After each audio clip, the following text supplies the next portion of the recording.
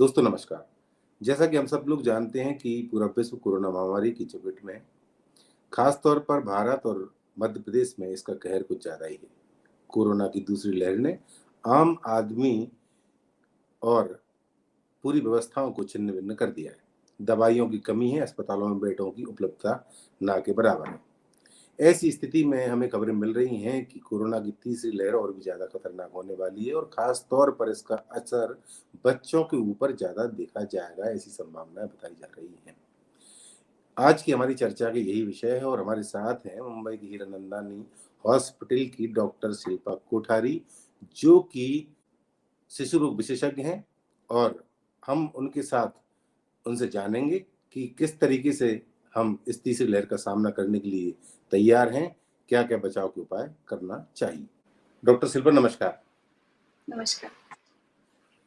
जैसा कि सुनने में आ रहा है कि कोरोना की तीसरी लहर का असर बच्चों के ऊपर सबसे ज़्यादा होने वाला है, और अगर ऐसा होता है तो किस टाइप की तैयारियां हैं और क्या रणनीति बनाई गई है? हॉस्पिटल में व्यवस्थाएं कैसी हैं? देखिए, सबसे पहले तो हम इस बात पे बात करते हैं कि क्या ये तीसरी लहर बच्चों को अफ़ेक्ट करने वाली है और क्यों करने वाली है? देखिए, ये सिर्फ़ अनुमान है क्योंकि जैसा हमने देखा कि पहली वेव में एडल्ट्स ही अफ़ेक्ट हुए थे। जो पीडियाट्रिक पॉपुलेशन थी, जो बच्चे थे, वो ज़्यादा करके सेफ थे।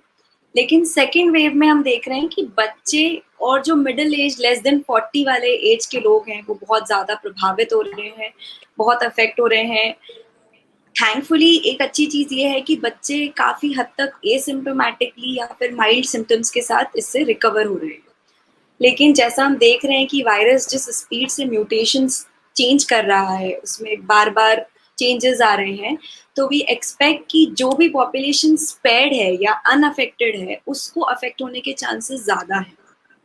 लेकिन ये सिर्फ एक अनुमान है।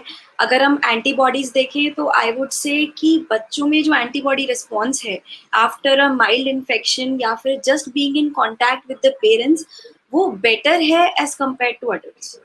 लेकिन अब हमें ये नहीं पता कि वो जो एंटीबॉडीज बच्चों के पास प्रेजेंट हैं, वो नई म्यूटेशन से लड़ पाएंगी, नहीं लड़ पाएंगी। दूसरा रीजन है कि अभी हम जो वैक्सीनेशंस दे पा रहे हैं, जिनको मिल रहा है लकीली, वो 18 प्लस है। उसके नीचे की स्टेजेस में अभी हमारी रिसर्च वर्क स्टार्ट होगी, वैक्सीनेशन होगा, मिलेगा, तो that will take some time. तो तब तक हमारे बच्चे अभी उस प्रोसेस में नहीं पहुंच पाएंगे कि हम उनको इम्यून वे में प्रोटेक्ट कर पाएं। तो उनके पास दो ही तरह से इम्यूनिटी आ सकती है कि या तो हम उनको वैक्सीनेट कर दें या फिर उनको इन्फेक्शन हो जाए। इन्फेक्शन होने के बाद वो कितनी इम्यूनिटी देता है ये किसी को नहीं पता, और थर्ड स्ट्रेन आती है तो वो उनको कितना अफेक्ट करेगी वो भी किसी को नहीं पता। तो given all those things, we consider कि we are at risk of having a third wave which might affect लोगों को, बच्चों को थोड़ा ज्यादा as compare to the other population. अगर एक हम प्रिपरेशन एक अच्छी बात आपने बताई कि अभी जो बच्चे आ रहे हैं ये एसिम्प्टोमेटिक ज़्यादा हैं और बहुत कम ट्रीटमेंट में ये सही भी हो रहे हैं और बहुत जल्दी इनके अंदर एंटीबॉडीज डेवलप हो रही हैं। ये अच्छी बात है, लेकिन मेरा एक और आपसे सवाल है कि क्या अभी जो हॉस्पिटल्स में इस टाइप के कोई बच्चे आ रहे हैं जिनको अपन इस बात से जोड़ें कि ये थर्ड वेव की तरफ जा रहे हैं, या थर्ड वेव का कोई संकेत है इस टाइप का?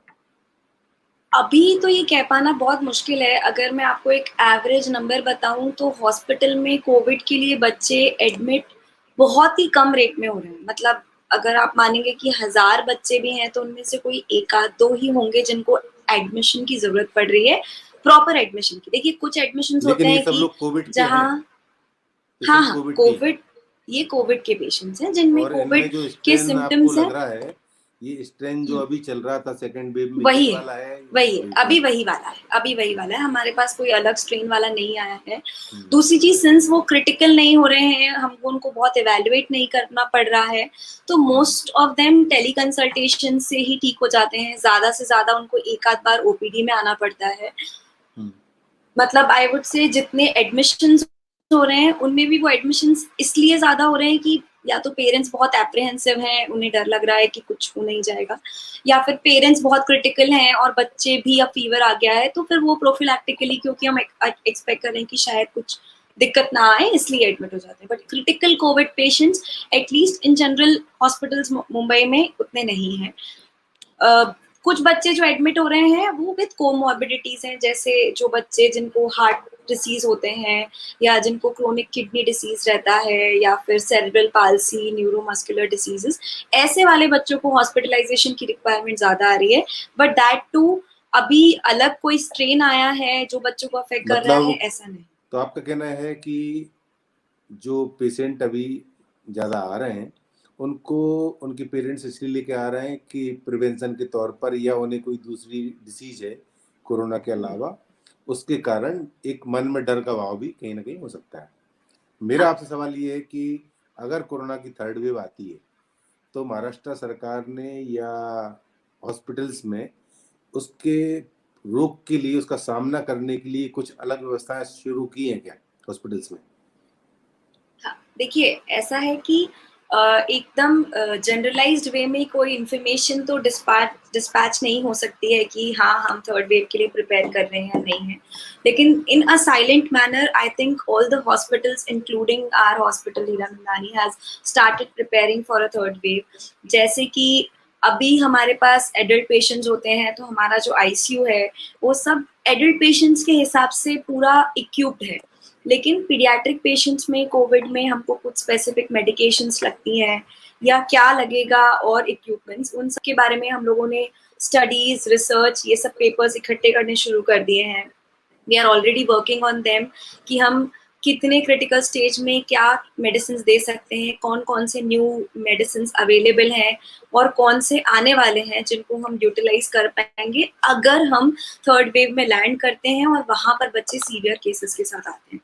तो प्रिपरेशन स्टार्ट हो गई है, including assembling of equipments, assembling of the data requiring medicine, और साथ में जो भी नए इलाज के तरीके आ रहे हैं स्टडीज में उनके बारे में भी इंफॉर्मेशन इकट्ठा करना शुरू हो चुका है। चलिए, बहुत अच्छी बात है कि सरकार जो है जागरूक है इस संबंध में और अस्पतालों में व्यवस्थाएं की जा रही हैं। एक और मेरा सवाल ये है कि अभी हाल ही में परसों केजरीवाल उन्होंने ये बताया है कि सिंगापुर में कोई नया स्ट्रेन आया है जिसका प्रभाव बच्चों के ऊपर देखा गया, कोई एक पेशेंट भी वहां पर मिला है।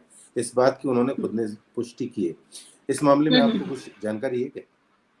हाँ, तो देखिए बाय बाय न्यूज और इन्हीं सब मीडिया के थ्रू ही ये चीज पता चल रही है कि जो सिंगापुर वेरिएंट है जो अभी वहां पर पाया गया है वो बेसिकली इज अफेक्टिंग किड्स, और उसमें प्रॉब्लम ये आ रही है कि जो बच्चे क्रिटिकल, मतलब जो बच्चे अफेक्ट हो रहे हैं वो बहुत जल्दी they are progressing into a severe cases. तो जो डेथ्स हैं वो भी इंक्रीज हुई हैं। जैसे कि अगर हम यहाँ देखें तो प्लेन कोविड की पीडियाट्रिक डेथ्स लगभग ना के बराबर है हमारे देश में। बहुत कम ऐसे केसेस हैं जिनमें बच्चा हेल्दी है और कोविड हुआ है और कुछ दिक्कत हुई है, लेकिन वहां पर अभी रिसेंटली सिंगापुर में जो स्ट्रेन मिली है उससे डेथ रेट में भी एक चेंज आया है पीडियाट्रिक पॉपुलेशन का। लेकिन वही है कि अभी वो स्ट्रेन केवल वहां पर लिमिटेड है, हमारे देश में अभी हमको उसके म्यूटेंट्स नहीं मिले हैं, लेकिन जिस हिसाब से स्प्रेड हो रहा है हमको पता भी नहीं चलेगा कि कब वो म्यूटेंट और वेरिएंट यहाँ आ जाए। अभी ये भी एक चीज चल रही है कि जो हमारी करंट वैक्सीन हैं वो उसके अगेंस्ट इफेक्टिव है या नहीं है। तो प्राइमरीली जो आर्टिकल्स आ रहे हैं उनमें आ रहा है कि जो वैक्सीन अभी हम ट्रायल के लिए लेने वाले हैं बच्चों पर, they would be mostly effective against that strain also. लेकिन सिंस हमारे पास अभी उसका कोई केस नहीं है तो ये कह पाना बहुत मुश्किल होगा कि वो प्रोटेक्टिव होगा या नहीं। मगर अच्छा। यस, आई थिंक सब में ये डर है कि अगर सिंगापुर वेरिएंट एक्चुअली पिट्स को अफेक्ट कर रहा है और वो हमारी थर्ड वेव का कारण बना तो हमारे लिए स्थिति गंभीर हो सकती है। ये जो एडल्ट्स के लिए जो दवाओं का प्रयोग होता है, क्या बच्चों में भी उसी की मात्रा कम ज़्यादा करके उपयोग करते हैं? इनके लिए कोई अलग से दवाइयाँ आती हैं, या ड्रग्स जो भी हैं बच्चों की भी सब अलग है? नहीं, देखिए लगभग लगभग सेम चीजें हैं सिंस, लेकिन कोविड पेशेंट सीवियर उतने पीडियाट्रिक मिले नहीं हैं तो स्टडीज भी उतनी नहीं हुई हैं। जहाँ तक कि माइल्ड टू मॉडरेट केसेस हैं बच्चों के जो कि मोस्ट कॉमनली हो रहे हैं, उनमें हम सिर्फ सिम्टोमेटिक ट्रीटमेंट देते हैं, उसके अलावा हमें कुछ ज्यादा देने की जरूरत नहीं पड़ती है। लेकिन जो सीवियर केसेस हैं, जो कुछ केसेस जिनमें ऑक्सीजनेशन, वेंटिलेशन, इन सब चीज़ों की ज़रूरत पड़ी है, उनमें फिर हमको रेमडेसिविर जैसी मेडिसिन को भी देना मतलब पढ़ा है, वी हैव यूज्ड देम। इसके अलावा जो और मेडिसिन हैं जैसे कि टोसिलिजुमैब है, और हमारी अभी रिसेंटली एक और मोनोक्लोनल एंटीबॉडी अप्रूव हुई है पीडियाट्रिक यूज के लिए और एडल्ट यूज के लिए भी, जो कि आई थिंक मई एंड तक अवेलेबल होगी शायद। रीजेनेरॉन करके एक एंटीबॉडी है, वो भी शायद थोड़े टाइम में अवेलेबल हो जाएगी, विच इज ऑल्सो सेइंग कि वो हॉस्पिटलाइजेशन रेट को कम कर देगी। मतलब जो एक और इनिशियल फेज भी आप दे देंगे तो उसको कम कर देगी। तो कुछ मेडिसिन हैं जो कॉमन है, और बाकी जो सिम्टोमेटिक सपोर्टिव ट्रीटमेंट है वो हम पीडियाट्रिक पॉपुलेशन का उनके नॉर्मल सर्कमस्टांसेस की तरह करते हैं। आजकल पोस्ट कोविड और जो डायबिटिक लोग हैं और जिनको कोविड हो चुका है, उनके बारे में ये बताया जा रहा है कि उनको ब्लैक फंगस का प्रकोप बहुत ज़्यादा हो रहा है। क्या बच्चों में भी इस तरह की कोई केसेस आए हैं अपने पास में कि उनको पोस्ट कोविड ब्लैक फंगस के कोई सिम्टम्स नज़र आए हों, या कोई पेशेंट इस ढंग का आया हो जिसने ये शिकायत की हो कि मुझे ये तकलीफ हो रही है? देखिए, जैसा मैंने कहा कि हमको सीवियर कोविड केसेस वैसे ही बहुत कम मिल रहे हैं पीडियाट्रिक पॉपुलेशन में इस करंट सिचुएशन में, और जो म्यूकरमाइकोसिस है, ब्लैक फंगस जैसे हम कह रहे हैं, वो मोस्टली ड्यू टू जब हम पूरी तरह से सारी सीवियर केसेस में मेडिसिन यूज कर लेते हैं जिससे इम्यूनिटी सप्रेस हो जाती है, स्टेरॉइड्स और वो सब देने के बाद वो केसेस आते हैं। तो पीडियाट्रिक पॉपुलेशन में एज सच हमें म्यूकरमाइकोसिस टाइप ऑफ केसेस नहीं मिले।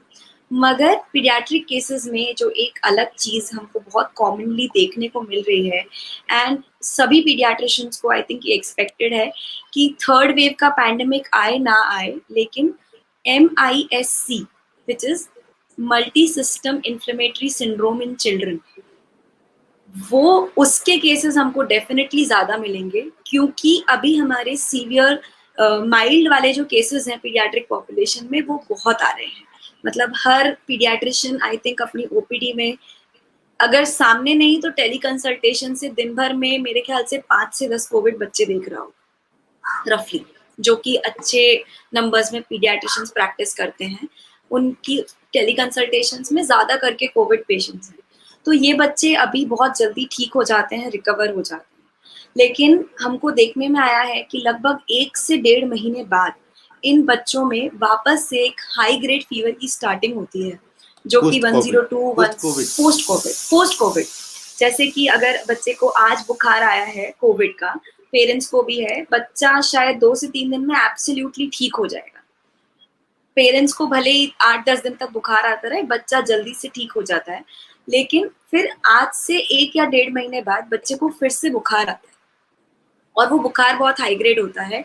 एज यूजुअल हम सोचते हैं कि उसका कारण नॉर्मल जैसा बुखार है वो भी होगा, लेकिन जब हम देखते हैं कि वो बुखार 3 दिन हो गए, 4 दिन हो गए, हमको कोई और फोकस नहीं मिल रहा, और फिर बच्चे को पेट में दर्द या फिर आंखें एकदम लाल होना, जो पहले आ रहा था कि कावासाकी जैसा पिक्चर भी आता है, कावासाकी डिसीज जैसा, वैसे सिम्टम्स, इन सब चीजों के साथ, या फिर बच्चा अचानक से बहुत डल हो जाता है, उन सब चीजों के साथ पेशेंट को जब हॉस्पिटल लाया जाता है और हम इन्वेस्टिगेट करते हैं, तो हमको हो सकता है कि हार्ट इन्वॉल्व हुआ हो या ना हुआ हो, जैसे कि जो कावासाकी में होता है, लेकिन नॉन कार्डियक इन्वॉल्वमेंट के साथ भी MIS-C बहुत ज्यादा आ रहा है।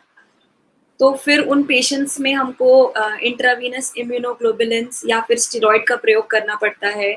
उन बच्चों का बार बार इको कराना पड़ता है, और देखना पड़ता है कि कहीं उसकी हार्ट की आर्टरीज में ब्लॉकेज तो नहीं हो गया है। अच्छा। या फिर साथ में इसके अलावा जब वो फीवर बहुत ज्यादा बढ़ जाता है या फिर इन्फ्लेमेशन बहुत ज्यादा होता है, तो बच्चे को BP लो होना और कभी कभी सीजर्स आना, मतलब वो शरीर के जितने भी हिस्से हैं वो सब इन्वॉल्व हो सकते हैं। तो बेसिकली जो मतलब आपका कोविड है कहना वो ये है कि पीसफुल। जो पोस्ट कोविड जो पेशेंट बच्चों में आ रहे हैं, तो उनमें मॉडरेट टू सीवियर ज्यादा है। हाँ, और वो टिपिकली कोविड नहीं है, क्योंकि रेस्पिरेटरी सिम्टम्स हमको बहुत कम मिल रहे हैं MIS-C में।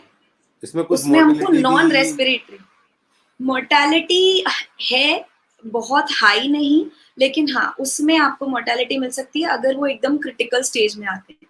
क्योंकि देखिए, जब बच्चे को वापस बुखार आता है और कोविड हो चुका है, तो पेरेंट्स को ये नहीं लगता है कि वापस कोविड है, तो उनको लगता है कि ये मामूली बुखार होगा जिसके लिए वो दवाई दे रहे होते हैं, ठीक हो रहा होता है, नहीं हो रहा होता है। फिर जब अच्छा, 4-5 दिन बाद बच्चा क्रिटिकल होता है, तब वो लेकर एक आखिरी आखिरी सवाल है कि थर्ड वेव के लिए पेशेंट को या आम आदमी को बचाव के लिए क्या उपाय करना चाहिए, उनके लिए कुछ टिप्स आप दें, जिससे कि अगर थर्ड वेव आती है, इस टाइप के कोई सिम्टम्स आते हैं, तो वो उससे प्रिवेंशन कर सकें, अपने आप को बचा सकें। देखिए, हमारे पास एक ही प्रिवेंशन है कि हम कोविड से दूर रहें। कोविड से दूर रहने का एक ही प्रिवेंशन है, मास्क पहनिए, बाहर मत निकलिए और जब-जब जैसे-जैसे सरकार वैक्सीन लगवाती जा रही है, जितना जल्दी हम वैक्सीनेट होके हर्ड इम्यूनिटी क्रिएट कर पाएँगे, उतना जल्दी हम इस वेव से बाहर निकल पाएँगे। तो एक ही तरीका है अभी के लिए। देखिए, बच्चों में उनको बोलना कि मास्क लगा के नीचे जाओ बहुत आसान है, लेकिन बच्चे जब नीचे खेलने जाएँगे, बाहर खेलने जाएँगे, कितना भी कर लें उनके मास्क ऊपर-नीचे होने ही हैं, उनके गंदे हाथ लगने ही हैं। तो इसीलिए जितना कोशिश कर सकते हैं आप बच्चों को घर में रखिए, उनके लिए अलग-अलग एक्टिविटीज़ प्लान करिए ताकि उनका स्क्रीन टाइम ना बढ़ जाए, क्योंकि ये भी एक परेशानी आ रही है कि बच्चे सिंस बाहर नहीं जा रहे हैं, घर में रह रहे हैं, पूरे टाइम टीवी या फ़ोन में लगे हुए हैं, तो इस वजह से एक्चुअली रिग्रेशन ऑफ माइलस्टोन्स हो रहा है। बच्चों ने बात करना बंद कर दिया है, जितना बोलते थे उतना बोलना बंद कर दिया है। तो वो सारी चीज़ों का भी ध्यान रखते हुए आपको घर में एक प्लेफुल एनवायरनमेंट बनाना है ताकि बच्चा बाहर ना जाए। अगर जाए तो पूरे टाइम मास्क हो, आकर अच्छे से हैंड वॉश करें, बार-बार सैनिटाइज़र का प्रयोग करें और आप भी कोशिश करें सब लोग कि जितना हो सके घर में ही रहें मास्क के बिना, बिल्कुल भी बाहर ना जाएँ। तो ये थी डॉक्टर शिल्पा मुंबई से, जो कि मुंबई की हीरानंदानी हॉस्पिटल में पीडियाट्रिशियन है। आपका बहुत-बहुत धन्यवाद। मुझे लगता है कि ये जानकारी लोगों की बहुत काम आएगी। और दोस्तों, आज मुझे ठीक है। लगता है कि जो थर्ड वेव आने वाली है, या जैसा ही माना जा रहा है, आए ना आए, भगवान करे ना आए, लेकिन अगर आती है तो उसमें ये जानकारी आपको निश्चित रूप से काफ़ी फ़ायदा देने वाली, उपयोगी रहेगी। आगे भी इसी तरह की जानकारी हम आपको देते रहेंगे। तब तक के लिए नमस्कार। जय हिंद, जय भारत।